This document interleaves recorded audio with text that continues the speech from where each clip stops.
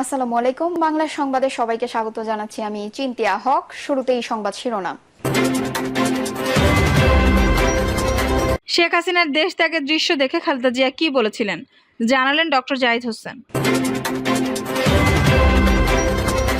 এদিকে বাংলাদেশকে ৬০০ million euro ঋণ দেবে জার্মানি। জানাবো ডিম মুরগির দামে যেভাবে কারসাজি করছেন ব্যবসায়ীরা, এবং সর্বশেষ জানাবো জামায়াতের লক্ষ্য উদ্দেশ্য গণমানুষের কল্যাণ বলছে মহানগর উত্তরের আমির। দর্শক শুনছিলেন সংবাদ শিরোনাম, এখন বিস্তারিত। শেখ হাসিনার দেশ ত্যাগের দৃশ্য দেখে খালেদা জিয়া কি বলেছিলেন জানালেন ডক্টর জাহিদ হোসেন। আওয়ামী লীগ সরকারের পতন এবং শেখ হাসিনার দেশ ছেড়ে যাওয়ার দৃশ্য দেখে সৃষ্টিকর্তার প্রতি শুকরিয়া আদায় করেছিলেন BNP chairperson Khaleda Zia. AZM Zahid Hossain বলেন, ৫ আগস্ট খালেদা জিয়া বিছানায় শুয়ে শুয়ে টিভিতে খবর দেখছিলেন। শেখ হাসিনার দেশ ছেড়ে যাওয়ার দৃশ্য দেখে বলেছিলেন, আল্লাহর কাছে শুকরিয়া, এই দিনটা দেখার খুব প্রয়োজন ছিল। এদিকে ৭ দিন হাসপাতালে চিকিৎসা নেওয়ার পর মেডিকেল বোর্ডের সিদ্ধান্তে বাসায় ফিরেছেন বিএনপি চেয়ারপারসন খালেদা জিয়া। সন্ধ্যা 6:30টার দিকে বসুন্ধরার এভারকেয়ার হাসপাতাল থেকে রওনা হয়ে রাত 7:15টার দিকে গুলশানের বাসভবন ফিরোজায় পৌঁছান তিনি। এরপর সাংবাদিকদের সঙ্গে আলাপকালে জাহিদ হোসেন খালেদা জিয়ার ৫ আগস্টের দিনের এমন অনুভূতির কথা জানান। গত ১১ সেপ্টেম্বর মধ্যরাতে বিএনপি চেয়ারপারসনকে এভারকেয়ার হাসপাতালে ভর্তি করা হয়। হাসপাতালের কেবিনে ওনার চিকিৎসা চলে। অধ্যাপক শাহাবুদ্দিন তালুকদারের নেতৃত্বে একটি বিশেষজ্ঞ মেডিকেল বোর্ড দীর্ঘদিন ধরে খালেদা জিয়াকে চিকিৎসা দিয়ে যাচ্ছেন। ৭৯ বছর বয়সী খালেদা জিয়া দীর্ঘদিন লিভার সিরোসিস, হৃদরোগ, ফুসফুস ও কিডনি জটিলতা, আর্থাইটিস, ডায়াবেটিস সহ বিভিন্ন জটিলতা ভুগছিলেন। লিভার সিরোসিস আক্রান্ত বিএনপি চেয়ারপারসনের রক্তনালীতে অস্ত্রোপচার করা হয়। গত বছরের ২৭ অক্টোবর যুক্তরাষ্ট্র থেকে ৩ জন বিশেষজ্ঞ চিকিৎসক এনে খালেদা জিয়ার রক্তনালীতে অস্ত্রোপচার করা হয়েছিল। পরে গত ২৫ জুন এভারকেয়ার হাসপাতালে খালেদা জিয়ার হৃদযন্ত্রের পেসমেকার বসানো হয়। এরপর গত ৭ জুলাই দিবাগত রাতে গুলশানের বাসায় বিএনপি চেয়ারপারসন অসুস্থ হয়ে পড়লে মেডিকেল বোর্ডের সিদ্ধান্ত অনুযায়ী জরুরি ভিত্তিতে পরদিন ভোর এভারকেয়ার হাসপাতালে ভর্তি করা হয়। এরপর ২১ আগস্ট হাসপাতাল থেকে তিনি বাসায় ফেরেন। বিগত কয়েক বছর ধরে হাসপাতাল আর বাসায় এই নিয়ে চলছে তার জীবন। বাংলাদেশকে ৬০০ মিলিয়ন ইউরো ঋণ দেবে জার্মানি। নবায়নযোগ্য জ্বালানির জন্য বাংলাদেশকে ৬০০ মিলিয়ন ইউরো দেওয়ার প্রতিশ্রুতি দিয়েছে জার্মানি। বুধবার অন্তর্বর্তী সরকার প্রধান উপদেষ্টা অধ্যাপক ডক্টর মোহাম্মদ ইউনূসের সঙ্গে বৈঠকে এই প্রতিশ্রুতি দেন জার্মান রাষ্ট্রদূত আখিম স্ট্রেয়ার। তিনি বলেন, বাংলাদেশের সঙ্গে জার্মানির দীর্ঘস্থায়ী সম্পর্ক রয়েছে এবং সাম্প্রতিক বছরগুলোতে এটি ১ বিলিয়ন ইউরো সাহায্যে দেশের বৃহত্তম উন্নয়ন ও অংশীদারদের একটিতে পরিণত হয়েছে। জার্মানি ইতিমধ্যে বাংলাদেশের নবায়নযোগ্য জ্বালানির জন্য ৫০ মিলিয়ন ইউরো সহায়তার প্রস্তাব দিয়েছে। হাকিম স্টোর বলেন, নবায়নযোগ্য জ্বালানির জন্য জার্মানি ৮ বছরের মধ্যে ৬০০ মিলিয়ন ইউরো ঋণ দেবে। এটি একটি বিশেষ সুবিধা, কারণ কয়েকটি দেশের মধ্যে বাংলাদেশ একটি যারা এই সহায়তা পেয়েছে। ডিম মুরগির দামে যেভাবে কারসাজি করছেন ব্যবসায়ীরা। বিগত কয়েক বছরে বাজারে ডিম মুরগির সিন্ডিকেট হয়েছে ব্যাপক শক্তিশালী। সম্প্রতি সরকার দাম বেঁধে দিলেও নানা ছলচাতুরির আশ্রয় নিয়ে এই সিন্ডিকেট নিজেদের প্রভাব বজায় রাখছে বাজারে।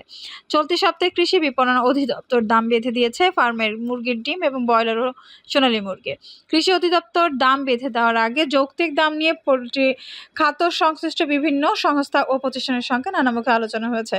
সর্বসম্মতিক্রমে ২০২৪ সালের জন্য বাজার খুচরা পর্যায়ে ব্রয়লারের দাম ১৭৯ টাকা ৫৯ পয়সা, সোনালী মুরগির দাম ২৬৯ টাকা ৬৪ পয়সা এবং প্রতি পিস ডিমের দাম ১১ টাকা ৮৭ পয়সা করে ডজন ১৪২ টাকা ৪৪ পয়সা বেঁধে দেওয়া হয়েছে। রোববার ১৫ সেপ্টেম্বর ডিম মুরগির দাম বেঁধে দেওয়া হলেও টানা কয়েকদিন সরেজমিনে বাজার ঘুরে সবশেষ বুধবার ১৮ সেপ্টেম্বর দেখা যায় বেশিরভাগ বাজারেই খুচরা পর্যায়ে মানা হচ্ছে না সরকারের বেঁধে দেওয়া দাম। রাজধানী মোহাম্মদপুর, রামপুরা, বাড্ডা, নতুন বাজার, ভাটারা এসব বাজারে এখন ব্রয়লার মুরগি বিক্রি হচ্ছে প্রতি কেজি ১৮৫ থেকে ১৯০ টাকায়। সোনালী বিক্রি হচ্ছে ২৭০ থেকে ২৮০ টাকায় এবং প্রতি ডজন ডিমের দাম এখনও ১৬০ থেকে ১৬৫ টাকা। কেন সরকারের নির্ধারিত দামে ডিম মুরগি বিক্রি করছেন না জানতে চাইলে মোহাম্মদপুর টাউন হলের ডিম বিক্রেতারা জানান, সরকার উৎপাদন পর্যায়ে ডিমের দাম ১০ টাকা ৫৮ পয়সা এবং পাইকারি পর্যায়ে ১১ টাকা ০১ পয়সা ঠিক করে দিলেও তাদের কিনতে হচ্ছে বেশি দামে। প্রতিটি ডিম ১২ টাকা দরে কিনতে হচ্ছে। রাজধানীর উত্তর বাড্ডা কাঁচা বাজারেও একই অবস্থা। বাজার ঘুরে দেখা যায় ফার্মের মুরগির বাদামি ডিম বিক্রি হচ্ছে 165 টাকা ডজন এবং সাদা ডিম বিক্রি হচ্ছে 160 টাকা ডজন করে। বাজার করতে আসা কর্পোরেট চাকরিজীবী মনির হোসেন ক্ষোভ প্রকাশ করে বলেন, ডিমের ডজন হওয়ার কথা 142 টাকা, সেটা 145 টাকা রাখলেও মানা যায়, কিন্তু বেঁধে দেওয়া দামের থেকে ডজনে 20 টাকা বেশি রাখা কোনোভাবেই যৌক্তিক না। সরকার অবশ্যই ব্যবসায়ীদের লাভ নিশ্চিত করে দাম বেঁধে দিয়েছে। ব্যবসায়ীরা মুনাফা হবে না বলে যে মায়া কান্না করছেন তার কোনো ভিত্তি নেই। হিসাব করে দেখা যায়, ডিম বিক্রেতাদের কথা মতো প্রতিটি ডিমের দাম 12 টাকা ধরা হলেও খুচরা পর্যায়ে 160 টাকা ডজন ধরে প্রতি পিস ডিম বিক্রি হচ্ছে 13 টাকা 33 পয়সায়। এতে করে একটি ডিমে খুচরা বাজারে বিক্রেতার লাভ থাকছে 1 টাকা 33 পয়সা, আর ডজন প্রতি ডিম বিক্রি করে ব্যবসায়ীরা লাভ করছেন 16 টাকা করে, যা এক রকমের অযৌক্তিক। এলাকার মুদির দোকানদার যুক্তি দিচ্ছেন, পাইকারদের থেকে বেশি দামে ডিম কিনতে হচ্ছে। এদিকে পাইকারদের যুক্তি, খামারিরা বেশি দামে বিক্রি করছে। খামারিদের কাছে খোঁজ নিয়ে জানা যায় তারা 10 টাকা 50 পয়সা করেই ডিম বিক্রি করছেন পাইকারদের কাছে। তাহলে প্রশ্ন ওঠে, কাদের কারসাজিতে অস্থির হচ্ছে ডিমের বাজার? সময় সংবাদকে সঙ্গে নিয়ে এমন প্রশ্নের উত্তর খুঁজতে মোহাম্মদপুর টাউন হলে অভিযান চালায় জাতীয় ভোক্তা অধিদপ্তর, সংরক্ষণ অধিদপ্তর। অভিযানে উঠে আসে পাইকারি বিক্রেতাদের ডিম বিক্রির নানা অনিয়ম। খামারিদের থেকে কম দামে ডিম কিনলেও প্রমাণস্বরূপ কোনো পাকা রসিদ রাখেন না তারা। বারবার ভোক্তা অধিকার নির্দেশনা দেওয়ার পরেও পাকা রসিদ না রাখায় সহজেই বোঝা যায় কারসাজির মূল হোতাদের বড় অংশ এই পাইকারি বিক্রেতারা। এ ব্যাপারে ভোক্তা অধিদপ্তর, সংরক্ষণ অধিদপ্তরের সহকারী পরিচালক আব্দুল জব্বার মণ্ডল বলেন, ব্যবসায়ীদের পাকা রসিদ রাখতে বলা হলে তারা কথা শুনছেন না। এদিকে প্রতি পিস ডিমে 1 টাকা করে লাভ করাও যৌক্তিক না, যে যুক্তি দিয়ে ব্যবসায়ীরা দাম কমাচ্ছেন না। তাদের মুনাফার হিসাব দেখলে সেটি টেকে না। একই দশা মুরগির বাজারেও, বিশেষ করে ব্রয়লার মুরগি নিয়ে কারসাজি পৌঁছেছে চরমে। মোহাম্মদপুর টাউন হল কাঁচা বাজারের সবচেয়ে বড় পাইকারি ব্রয়লার দোকান নিউ প্যারাডাইস ব্রয়লার হাউসে সরেজমিনে গিয়ে দেখা যায়, মূল্য তালিকায় ব্রয়লারের দাম 180 টাকা লেখা থাকলেও ক্যাশ মেমোতে বিক্রির মূল্য লেখা 185 টাকা। উৎপাদক পর্যায়ে পাইকারি এই দোকানটির মালিক মোহাম্মদ ইব্রাহিম কেজি প্রতি ব্রয়লার কিনেছেন 164 টাকা করে, অর্থাৎ প্রতি কেজি ব্রয়লারে ইব্রাহিম লাভ করেছে 21 টাকা করে। ভোক্তাধিকারের সঙ্গে নিয়ে খোঁজা করে জানা যায়, মোহাম্মদপুর বাজারে ব্রয়লারের বড় সরবরাহ আসে এই দোকান থেকে। মুরগি সরবরাহ দিলেও সঙ্গে কোনো ক্যাশ মেমো দেন না দোকান মালিক। এতে করে ধোঁয়াশা থেকে যায় ক্রয় মূল্য এবং বিক্রয় মূল্যের হেরফের। এ বাজারে জব্বার মণ্ডল বলেন, বড় বড় এসব পাইকারি দোকানের মালিকদের অনেকেরই নিজেদের পোল্ট্রি খামার আছে। এরা নিজেদের মুরগি নিজেরা কিনে নিজেরাই আবার খেয়াল খুশি মতো দাম ঠিক করে ইচ্ছে মতো মুনাফা করেন। এদের হাত ধরে কাঁচা বাজারগুলোতে অস্থিরতা বিরাজ করে। খামার পর্যায়ে সরকার নির্ধারিত দামে মুরগি বিক্রি হচ্ছে কিনা জানতে চাইলে জব্বার বলেন, শীঘ্রই এ ব্যাপারে তদন্ত শুরু করবে ভোক্তা অধিকার সংরক্ষণ অধিদপ্তর। কোনোভাবেই যেন নিজেদের খেয়াল খুশি মতো দামে ব্যবসায়ীরা ডিম মুরগি বিক্রি করতে না পারেন, সেজন্য অভিযান চলমান থাকবে।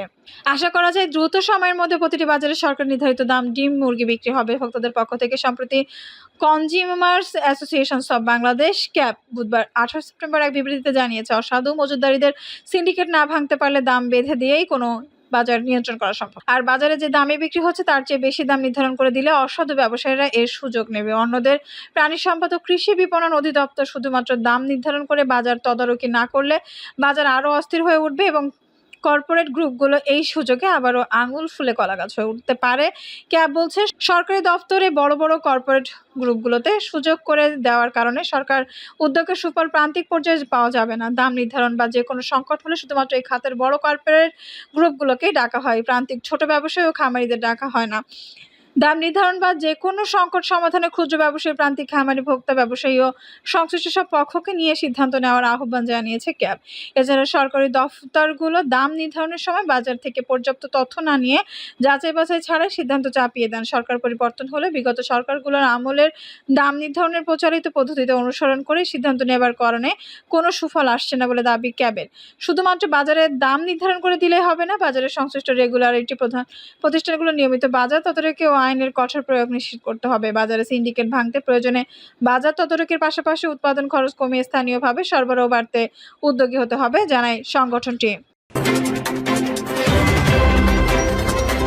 জামায়াতের লক্ষ্য ও উদ্দেশ্য গণমানুষের কল্যাণ, বলছে মহানগর উত্তরের আমির।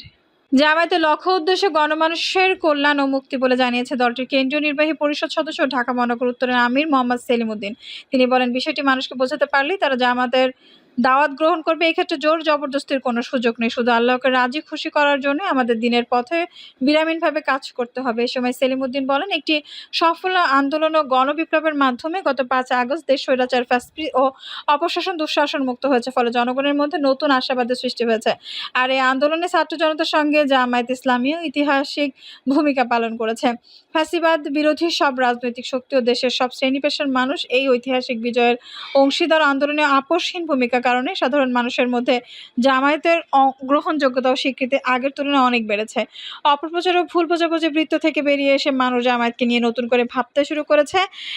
তাই ইসলামী আন্দোলনের শপথের কর্মীদের হীনমন্যতার কোনো সুযোগ নেই। তিনি বলেন, জামায়াত দেশে একটি ন্যায় ইনসাফ ভিত্তিক কোরআনের সমাজ প্রতিষ্ঠার জন্য দীর্ঘদিন নিরবিচ্ছিন্নভাবে আন্দোলন করে যাচ্ছে। তাই দেশে একটি সফল বিপ্লব ও দেশ চালানোর জন্য যোগ্য, প্রজ্ঞাবান ও নেতৃত্ব গুণাবলী সম্পন্ন জনশক্তি তৈরির কোনো বিকল্প নেই। যার যতটুকু সুযোগ ও সক্ষমতা রয়েছে তাই যথাযথভাবে কাজে লাগিয়ে দিন প্রতিষ্ঠার আন্দোলনকে বেগবান করতে হবে। দর্শক, এই ছিল এখনকার সর্বশেষ সংবাদ। নিউজটি ভালো লাগলে অবশ্যই একটা লাইক দিন, কমেন্টে আপনার মূল্যবান মতামত জানান। সবসময় আমাদের পাশে থাকতে সাবস্ক্রাইব করে বেল বাটনটি অন করে রাখুন। ধন্যবাদ।